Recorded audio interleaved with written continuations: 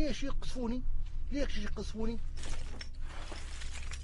إن جايات قوات التحالف من لجل حماية المدنيين، إن ليبيا مرصودة تحت القمر الصناعي، كل شيء موجود قدامها، يعني تشوف فيه، يعني مستغربين كيف يضربونه، كيف يضربونه.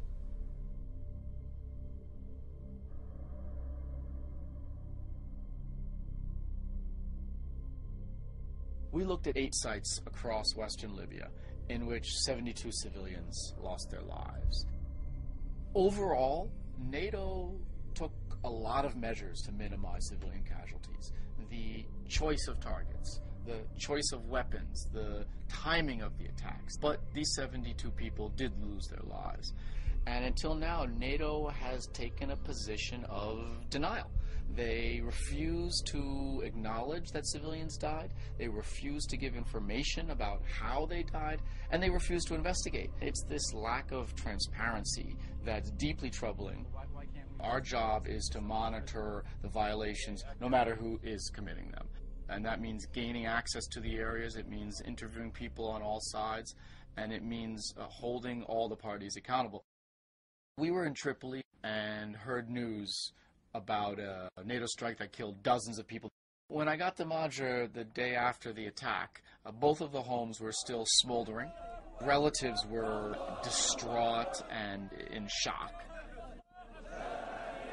NATO targeted 3 compounds clustered near to each other. In one of those compounds, NATO hit the house that was full of displaced persons from around the conflict, people who had fled area of fighting to take refuge in this house. أنا كنت هنا في حجرة النوم هنا، جوزتي المدام كانت معي هنا، البنية بنتي كانت مع جدها غادي في الحوش الثاني هذا. أثناء الخبطة أنا كنت موجود هنا. الصاروخ الأول اللي جرحت فيني توفت جوزتي وبنتي وأختي. In one of the houses, between 10 to 15 minutes after the strike, there was a second strike. The neighbors and relatives from around the area rushed to the scene to help people who were buried in the rubble, either wounded or killed. And another NATO airstrike hit as these people were trying to provide their assistance, and it killed 18 men.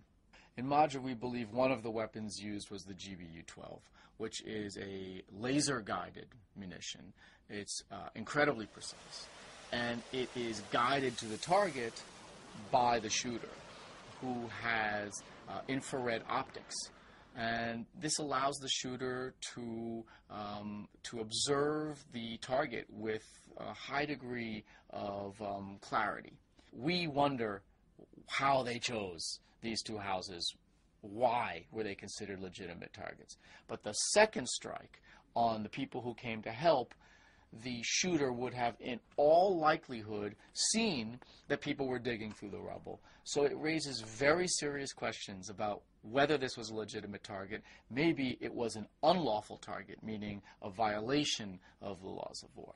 NATO launched thousands of strike sorties, and 72 deaths is relatively low, but that's no excuse for failing to examine why these people died. And it matters for 2 reasons. It matters first for the people who suffered and their families, so they understand what happened and potentially they can get compensation.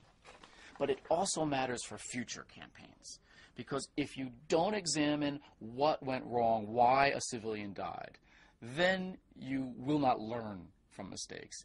And civilians are more likely to die in the future.